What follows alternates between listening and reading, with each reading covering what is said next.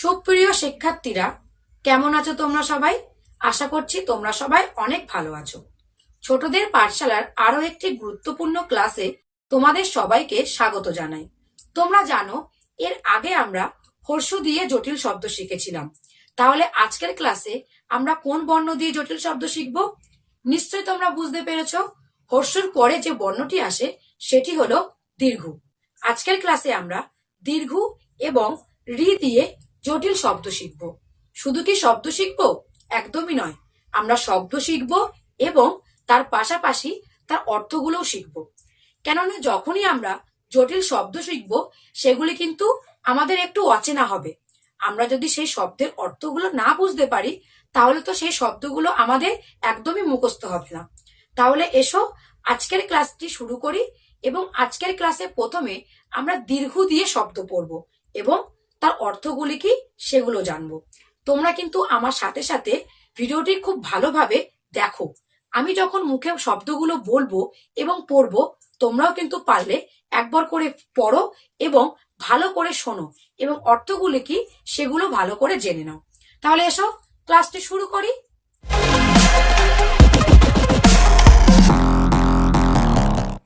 দেখো, দীর্ঘ দিয়ে প্রথমে আমরা যে শব্দটি পড়বো, দেখো সেটি হলো ঊর্ধ্বে। বানানটি কি খুব ভালো করে জেনে নাও এবং উচ্চারণ কি সেগুলো কিন্তু খুব ভালো করে মন দিয়ে শোনো। দেখো, বানানটি দীর্ঘ, ধয়ে বয়ে রেপ একার। উচ্চারণটি কি হলো? ঊর্ধ্বে। উচ্চারণটি কি হলো? ঊর্ধ্বে। বানানটি কি? দীর্ঘ, ধয়ে বয়ে রেপ একার। ঊর্ধ্বে। ঊর্ধ্বে অর্থাৎ উপরিভাগ। নিচে এবং তার উপরিভাগকে ঊর্ধ্বে বলে। নিচেকে যেমন বলে নিম্নে, তেমন কিন্তু উপরকে বলে ঊর্ধ্বে। বোঝা গেল? দেখো, বানানটা আরো একবার দেখে নাও।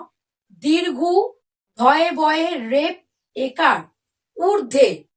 দেখো, দীর্ঘ, ধয় বয় রেপ ঊর্ধ্ব। দীর্ঘ, ধয় বয় রেপ ঊর্ধ্ব, তালব শয় বয় আকার দন্ত শ্বাস, ঊর্ধ্বশ্বাস। আরো একবার শোনো।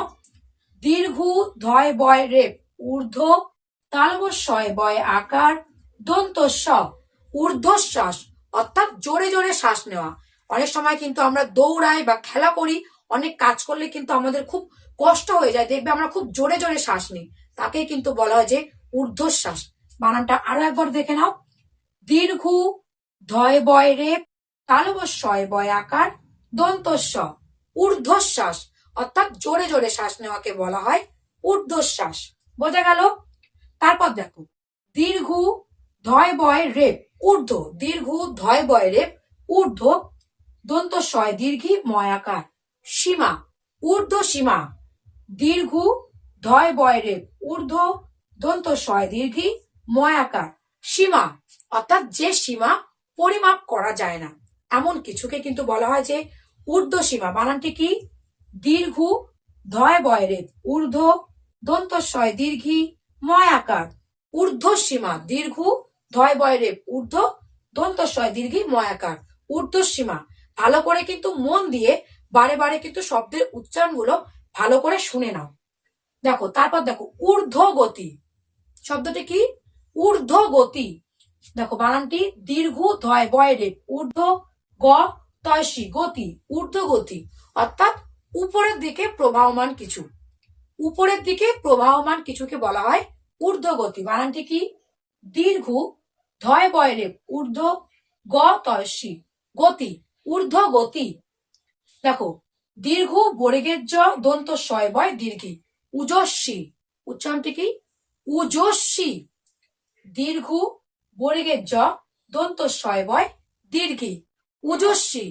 উজস্বী শব্দের অর্থ হলো ক্ষমতাবান, অর্থাৎ খুব শক্তিমান কিছুকে বলা হয় উজস্বী। বানানটি কি? দীর্ঘ, বর্গের জ দন্ত শয় বয় দীর্ঘি উজস্বী। দেখো, ঊর্ধ্বক্রম। শব্দটি কি? ঊর্ধ্বক্রম। দীর্ঘ, ধয় বয় রেপ ঊর্ধ্ব, কয় রফলা ম, ঊর্ধ্বক্রম। অর্থাৎ ছোট থেকে বড়। তোমরা কিন্তু অনেক সময় শুনে থাকবে যে অঙ্কে কিন্তু থাকে সংখ্যাগুলিকে ঊর্ধ্বক্রমে সাজাও, অর্থাৎ ছোট থেকে বড় সাজাও। তাহলে ঊর্ধ্বক্রম শব্দের অর্থ কি? ছোট থেকে বড়। বানানটি আরো একবার পড়ে নাও। দীর্ঘ, ধয় বয় রেপ ঊর্ধ্ব, কয় র ফলা ম, ঊর্ধ্বক্রম। তারপর দেখো উর্ণ দীর্ঘ দন্তান্বয় রেপ। উর্ণ দীর্ঘ দন্তান্বয় রেপ। উর্ণ, এই উর্ণ শব্দের অর্থ হলো সুতো। সুতো তো আমরা সবাই জানি, সুতো দিয়ে শাড়ি তৈরি করা হয়, শাড়ি গামছা কত কিছুই না, তাই না, পোশাক তৈরি করা হয়। সেই সুতোর কিন্তু আরেকটি নাম হলো উর্ণ। বানানটি কি? দীর্ঘ দন্তান্বয় রেপ। উর্ণ দীর্ঘ দন্তান্বয় রেপ, উর্ণ। তারপর দেখো উর্দু দীর্ঘ ধয় রেপ হর্ষু। উর্দু দীর্ঘ ধয় রেপ হর্ষু, উর্দু। উর্দু হচ্ছে একটি ভাষা। আমরা যে ভাষায় কথা বলি সেটি হলো বাংলা ভাষা। বাংলা ভাষা ছাড়াও কিন্তু আরো অনেক ভাষা রয়েছে, যেমন উর্দু ভাষা, ইংরেজি ভাষা, হিন্দি ভাষা, তাই না? তাহলে উর্দু বানানটি কি হলো? দীর্ঘ ধয় রেপ হর্ষু, দীর্ঘ ধয় রেপ হর্ষু, উর্দু। তারপর দেখো উড়না দীর্ঘ মূর্ধন্যয় রেপ আকার। উড়না, এই উড়না শব্দের অর্থ মাকড়সা, নিশ্চয়ই তোমরা চিনে থাকবে। তাহলে উড়না বানানটি কি হলো? দীর্ঘ মূর্ধন্যয় রেপ আকার, উড়না। উড়না শব্দের অর্থ মাকড়সা। তারপর দেখো দীর্ঘ হয় জ ফলা উজ্জ। দীর্ঘ হয় জ ফলা উজ্জ। উজ্জ শব্দের অর্থ হলো পরিকল্পনা করা যায় কিন্তু প্রকাশ করা যায় না, তাকে কিন্তু বলা হয় উজ্জ। শব্দগুলো কিন্তু আমরা আরো একবার করে পড়ে নিই। দেখো দীর্ঘ ধয় বয় রেপ একার ঊর্ধ্বে। দীর্ঘ ধয় বয় রেপ একার ঊর্ধ্বে। ঊর্ধ্ব শব্দের অর্থ কি? উপরিভাগ। দীর্ঘ ধয় বয় রেপ তালব শয় বয় আকার দন্তস্ব, ঊর্ধ্বশ্বাস অর্থাৎ জোরে জোরে শ্বাস নেওয়া। দীর্ঘ ধয় বয় রেপ ঊর্ধ্ব দন্ত শয় দীর্ঘি ময়াকার, ঊর্ধ্ব সীমা অর্থাৎ যে সীমা পরিমাপ করা যায় না। দীর্ঘ ধয় বয় রেপ গ তয়সী ঊর্ধ্ব গতি অর্থাৎ উপরিভাগে প্রবাহমান এমন কিছু। দীর্ঘ বর্গের জ দন্ত শয় বয় দীর্ঘি উজস্বী অর্থাৎ শক্তিবান বা ক্ষমতাবান, এমন কিছুকে বলা হয় উজস্বী। দীর্ঘ ধয় বয় রেপ কয় র ফলা ম, ঊর্ধ্বক্রম অর্থাৎ ছোট থেকে বড়। ঊর্ধ্বক্রম শব্দের অর্থ কি? ছোট থেকে বড়। দীর্ঘ দন্তান্বয় রেপ উর্ণ। উর্ণ শব্দের অর্থ হলো সুতো। উর্ণ শব্দের অর্থ কি? সুতো। দীর্ঘ ধয় রেপ হস্যু উর্দু। উর্দু হচ্ছে এক রকমের ভাষা। উড়না দীর্ঘ মূর্ধন্যয় রেপ আকার, উড়না। উড়না শব্দের অর্থ মাকড়সা। দীর্ঘ হয় জ ফলা উজ্জ। কল্পনা করা যায় কিন্তু প্রকাশ করা যায় না, এমন কিছুকে বলা হয় উজ্জ। সুপ্রিয় ছাত্রছাত্রীরা, তোমরা দেখলে এতক্ষণ কিন্তু আমরা দীর্ঘ দিয়ে শব্দ করলাম এবং তার পাশাপাশি তার অর্থগুলি কি সেগুলোও জানলাম। এবার আমরা রি দিয়ে শব্দ করব, তার পাশাপাশি তার অর্থগুলোও জানবো। তোমরা কিন্তু ভিডিওটি স্কিপ না করে সম্পূর্ণ দেখো, কেননা তোমরা যদি স্কিপ করে দেখো তাহলে কিন্তু পড়াগুলো তোমরা ভালোভাবে বুঝতে পারবে না। কোন শব্দের কোন অর্থ সেটা কিন্তু তোমরা সঠিকভাবে জানতে পারবে না। ভুল কিন্তু তোমাদেরই হবে, ক্ষতি কিন্তু তোমাদেরই হবে। কেননা আমি চাই তোমরা কিন্তু খুব ভালোভাবে শব্দগুলো শেখো এবং তার অর্থগুলি কি সেগুলো জানো। তোমাদের শেখানোই কিন্তু আমার মূল উদ্দেশ্য। তাহলে এসো এবার আমরা রি দিয়ে শব্দ পড়ি এবং তার অর্থগুলি কি সেগুলো জানি। রি দিয়ে আমরা প্রথমে যে শব্দটি পড়ব সেটি হলো ঋদ্ধ। শব্দটি কি? ঋদ্ধ। বানানটি দেখো, রি তার সঙ্গে দয়ে ধয়, ঋদ্ধ। রি তার সঙ্গে দয়ে ধয়। এই ঋদ্ধ শব্দের অর্থ হলো সমৃদ্ধ, অর্থাৎ গুছিয়ে রাখা বা সমৃদ্ধ করে রাখা বা যত্ন করে রাখাকে কিন্তু বলা হয় ঋদ্ধ। বানানটি কি? রি দয়ে ধয়, ঋদ্ধ। তারপর দেখো ঋগ্বেদ, রি গয় বয় একার দ, ঋগ্বেদ। এই ঋগ্বেদ শব্দের অর্থ হিন্দুদের ধর্মগ্রন্থ, অর্থাৎ ঋগ্বেদ হলো হিন্দুদের একটি ধর্মগ্রন্থের নাম। তারপর দেখো রি দন্তান্বয় আকার তয়ময় ক, রি দন্তান্বয় আকার তয়ময় ক, ঋণাত্মক। রি দন্তান্বয় আকার তয়ময় ক, উচ্চারণটি কি? ঋণাত্মক। রি দন্তান্বয় আকার তয়ময় ক, ঋণাত্মক। এই ঋণাত্মক শব্দের অর্থ হলো নেতিবাচক। শব্দটির অর্থ কি? নেতিবাচক। তারপর দেখো ঋত্বিক, রি তয় বয় হস্যি ক, ঋত্বিক। এই ঋত্বিক হলো যজ্ঞের পুরোহিত, যারা যজ্ঞ করে সেই যজ্ঞের পুরোহিতদেরকে বলা হয় ঋত্বিক। বানানটি কি? রি তয় বয় হস্যি ক। ঋত্বিক। তারপর দেখো ঋষ্টি, রি মধ্যাহ্নস্বয় টয় হস্যি, ঋষ্টি, রি মধ্যাহ্নস্বয় টয় হস্যি, ঋষ্টি। ঋষ্টি শব্দের অর্থ হলো অশুভ। ঋষ্টি শব্দের অর্থ কি বোঝা গেল? অশুভ।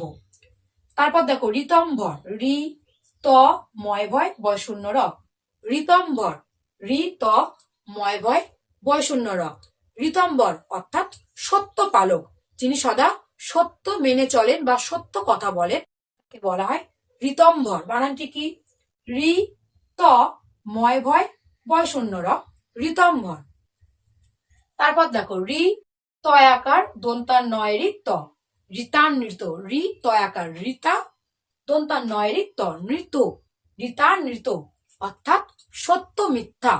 ঋতানৃত শব্দের অর্থ সত্য মিথ্যা।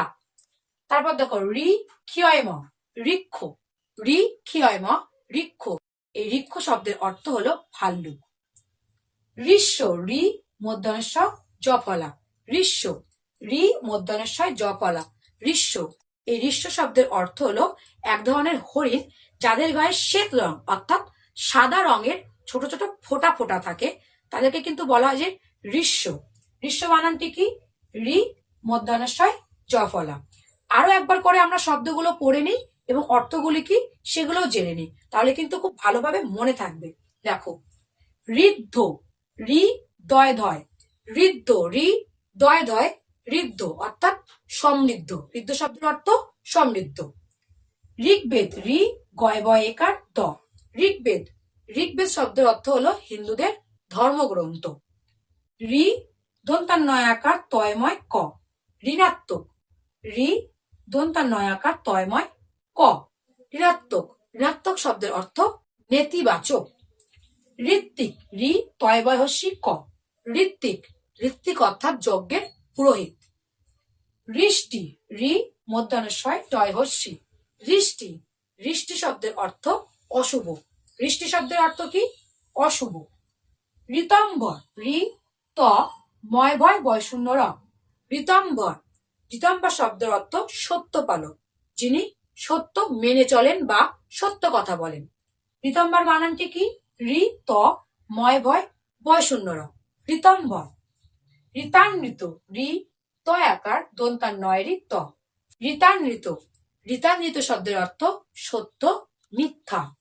ঋক্ষ, রি ক্ষয়ম ঋক্ষ। ঋক্ষ শব্দের অর্থ হলো ভাল্লুক। ঋক্ষ শব্দের অর্থ কি? ভাল্লুক। ঋষ্য, রি মধ্যাহ্নস্বয় জফলা, ঋষ্য। ঋষ্য অর্থাৎ যে সমস্ত হরিণের গায়ে শ্বেত রং অর্থাৎ সাদা রঙের ফোঁটা ফোঁটা থাকে বা বিন্দু থাকে, তাদেরকে কিন্তু বলা হয় যে ঋষ্য। বানানটি কি? রি মধ্যাহ্নস্বয় জফলা, ঋষ্য।